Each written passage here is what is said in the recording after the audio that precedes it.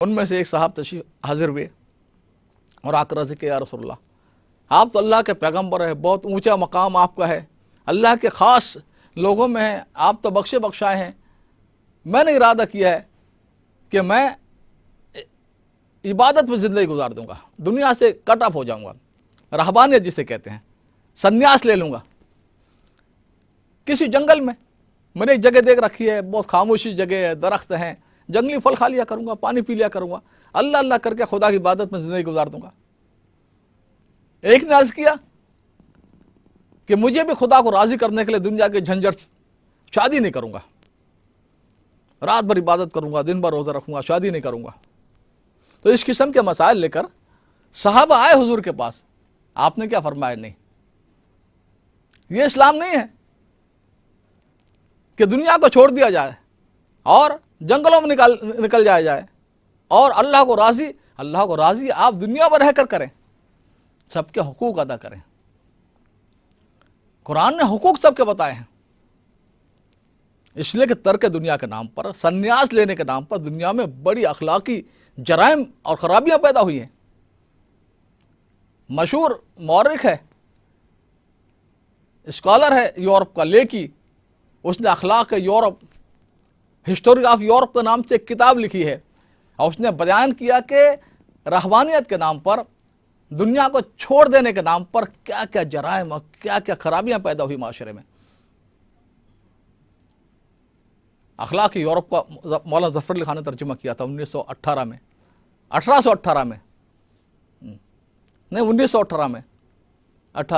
تو میں عرض کر رہا تھا اسلام نے اس طرح تعلیم، بلکہ ہر ایک کا حق بتایا اسلام نے۔ دیکھیے اسلام نے جو میراث کے قاعدے بیان کیے ہیں کہ ایک انسان جب دنیا سے چلا جائے تو پھر کس کو کیا حق ملے، دنیا کا کوئی مذہب پیش نہیں کر سکتا، ہر ایک کا حق۔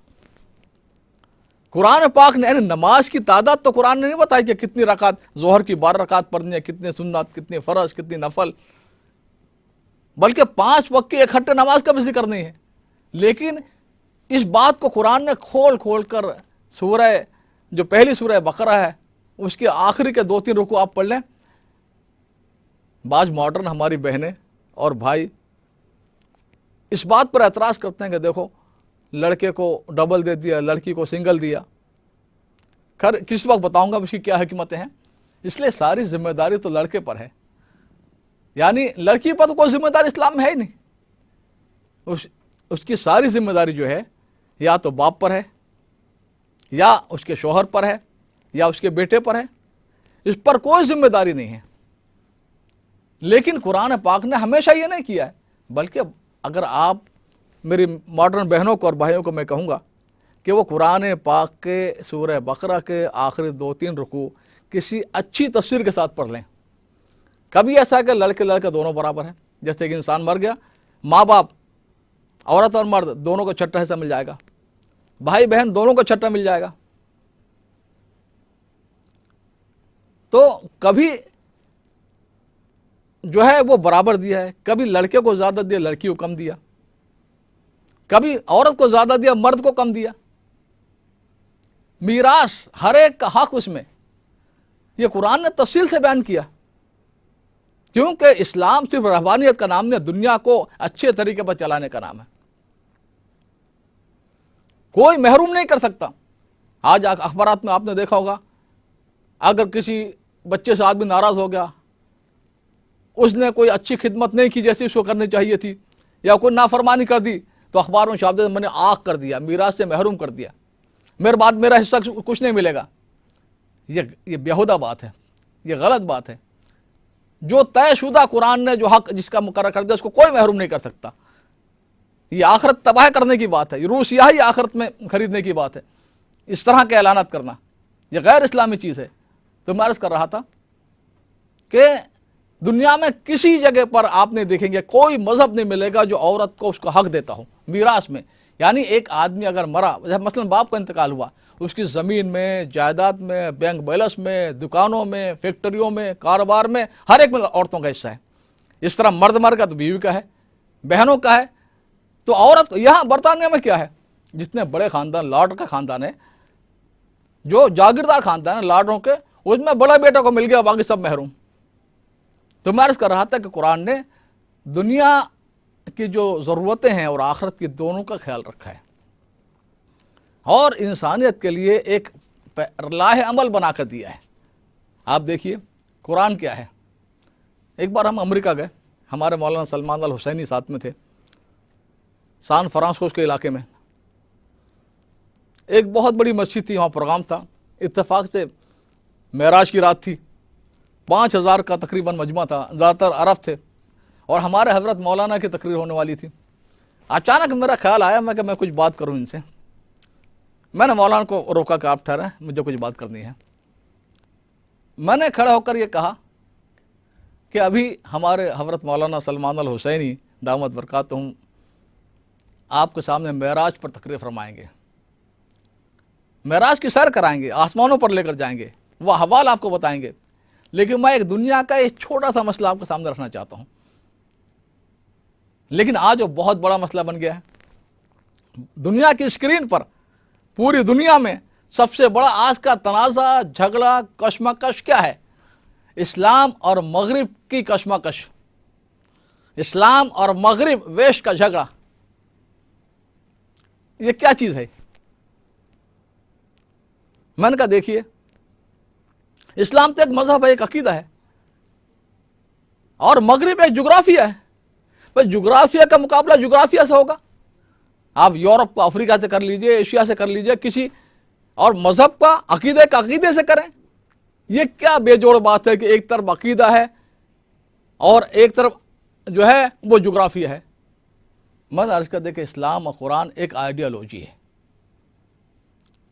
سپر آئیڈیالوجی، انسانوں کی بہتری، پوری انسانیت۔ دیکھو قرآن کا جو طرز بیان ہے وہ آفاقی ہے، وہ پوری دنیا کو سامنے رکھ کر ہے۔ قرآن کسی قوم سے بات نہیں کرتا، کسی ملک سے، کسی نسل سے، کسی گورے کالے سے، کسی عرب عجم سے، بلکہ آج کے دور میں ہم کہتے ہیں گلوبل ولیج، عالمگیریت، آفاقی ہے قرآن۔ قرآن نے جب بھی بات کی یا ایھا الناس، اے لوگو، اے انسانوں، کہیں پر عربوں کو نہیں کہا عربوں ایسے کرو، اے اجمیوں ایسا کرو، اے ایرانیوں ایسا کرو، اے بھارتیوں ایسا کرو۔ قرآن نے جو حکام دیے انسانیت کو دیے پورے۔ تو میں نے عرض کیا قرآن جو ہے ایک آئیڈیالوجی اور سپر آئیڈیالوجی، اور قرآن کے نزول کے بعد اللہ تبارک تعالیٰ نے اس بات کو طے کر دیا کہ اب دنیا میں قرآن کی آئیڈیالوجی غالب رہے گی۔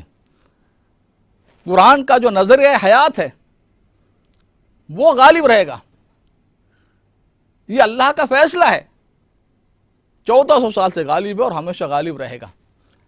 چند مثالیں میں نے دی، میں کہا دیکھیے قرآن نے ایک نظریہ پیش کیا، آئیڈیالوجی پیش کی خالق کے متعلق، کہ اس کائنات کا بنانے والا، پیدا کرنے والا، چلانے والا ایک ہی ہے۔ یہ قرآن کی آئیڈیالوجی ہے۔ اب دنیا میں ہر انسان کو یہ ماننا پڑے گا، چاہے کسی مذہب کا ماننے والا ہو، کسی کنٹری کا رہنے والا ہو، گورا ہو، کالا ہو، یورپین ہو، افریقی ہو۔ آپ دیکھیں گے دنیا میں کسی اسٹیج پر،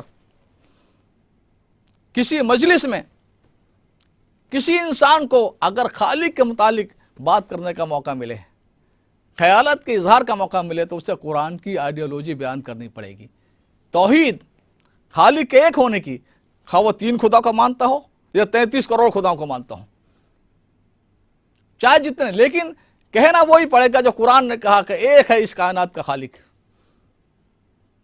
اسی طرح پر قرآن نے انسانیت کے بارے میں ایک نظریہ دیا، ایک آئیڈیالوجی دی کہ سارے انسان برابر ہیں، عزت والے ہیں، قابل احترام ہیں، قابل عزت ہیں، ہر انسان دنیا کا، گورا ہو یا کالا ہو، افریقہ کو، ایشیا کو، سب برابر ہیں، سب قابل عزت اور احترام ہیں۔ قرآن کے نزول سے پہلے انسان کی عزت نہیں تھی، آپ دیکھیں تاریخ کو اٹھا کر، بلکہ چند خاندانوں کی عزت تھی۔ عرب میں قریش قابل احترام تھے، معزز تھے، بھارت میں برہمن تھے،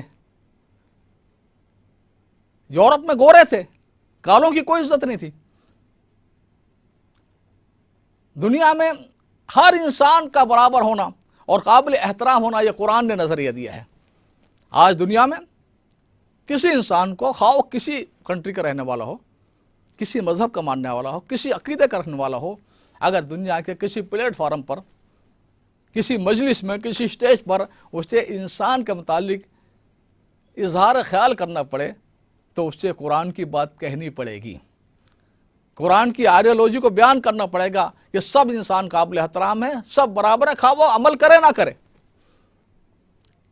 لیکن کہنا وہی پڑے گا جو قرآن نے کہا، آئیڈیالوجی قرآن کی چلے گی۔